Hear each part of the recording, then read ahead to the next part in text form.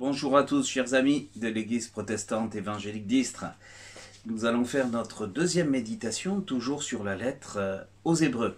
Et il s'agit aujourd'hui du passage, toujours dans le chapitre 1, le verset 3. Je vous le lis. « Ce Fils est le rayonnement de la gloire de Dieu et l'expression parfaite de son être. Il soutient toutes choses par sa parole puissante. Et après avoir accompli la purification des péchés, il siège dans les cieux à la droite du Dieu suprême. Depuis ma naissance, je vais à l'église. J'ai toujours entendu parler de Jésus. Je sais qu'il est né dans une crèche. Je connaissais aussi sa vie, ses miracles. Mais cela n'allait guère plus loin, cela ne touchait pas mon cœur. Et je peux vous avouer que lorsque j'étais petit, que j'allais à l'école du dimanche, j'étais distrait ou carrément peu intéressé par tout ce qui se disait. J'étais vraiment turbulent à l'époque.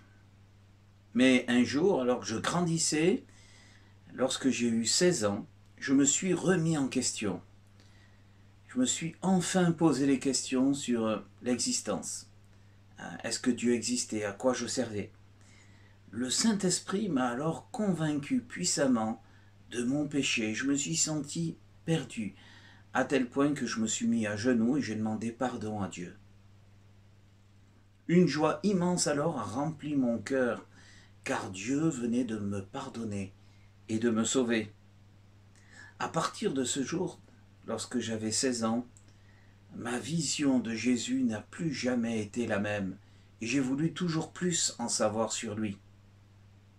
Ça a été pour moi un véritable changement de paradigme, un véritable changement de ma vision du monde. Et tout cela a été rendu possible par ce Jésus qui a accompli ma purification des péchés. Qu'en est-il dans ce passage où il est utilisé ce terme? Lorsque le temple de Jérusalem était en fonctionnement, eh bien, des animaux étaient apportés aux prêtres et à leurs serviteurs. Il s'agissait d'amener des animaux purs, sans défaut. À ce moment-là, le prêtre tuait l'animal et l'animal prenait symboliquement la condamnation à la place de celui qui était venu porter cet animal. Ainsi, par la mort de l'animal, la personne recevait le pardon et elle était purifiée de ses péchés. L'auteur nous dit que Jésus a accompli la purification des péchés. Pourtant, Jésus n'était pas issu de la tribu des Lévites. Normalement, il n'aurait pas dû pouvoir être prêtre. Comment cela a-t-il été possible? Eh bien, nous avons appris dimanche dernier, en lisant ce psaume 110, qui parlait en avance de Jésus-Christ, que Dieu avait un plan spécial pour le Messie attendu. Et dans ce plan, le psaume disait « Tu seras prêtre pour toujours dans la lignée de Melchisédek ». L'auteur de l'épître aux Hébreux va développer ce thème de la prêtrise de Jésus dans les chapitres 5, 6 et 7 que nous verrons bientôt dans l'étude biblique. Nous verrons que Jésus était un prêtre parfait, celui qui nous met à coup sûr dans la présence et dans la gloire de Dieu. Jésus réalise cette prouesse magnifique en étant lui-même offrande. Il donne sa vie sur la croix. Lui qui n'a jamais péché est l'image de cet animal pur, sans défaut et sans tache, qui nous obtient une rédemption, c'est-à-dire un rachat de nos péchés gratuit. Il obtient ainsi notre pardon et nous purifie de tous nos péchés. Voilà quelle était la mission de Jésus-Christ.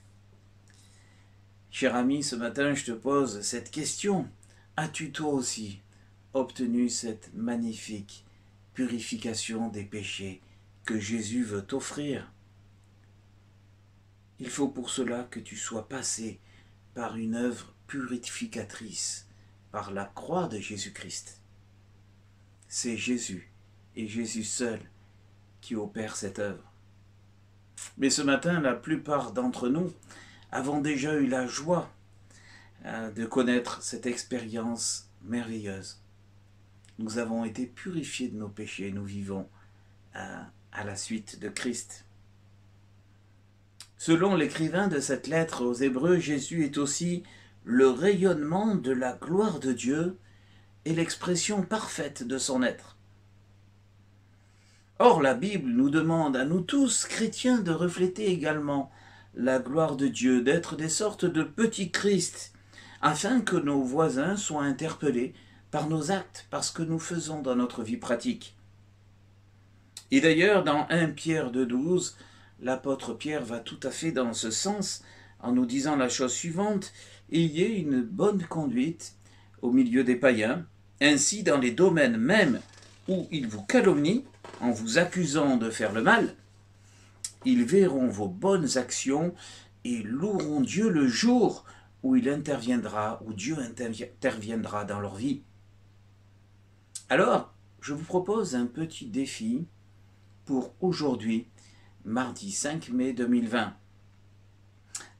Ce défi a pour but que vous puissiez refléter, essayer de refléter la gloire de Dieu de manière toute pratique.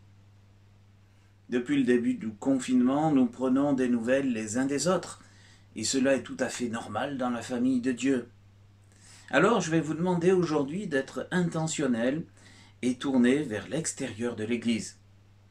Je vous propose de prendre 5 minutes de votre temps précieux, et nous avons un peu plus de temps que d'habitude dans ce confinement, n'est-ce pas?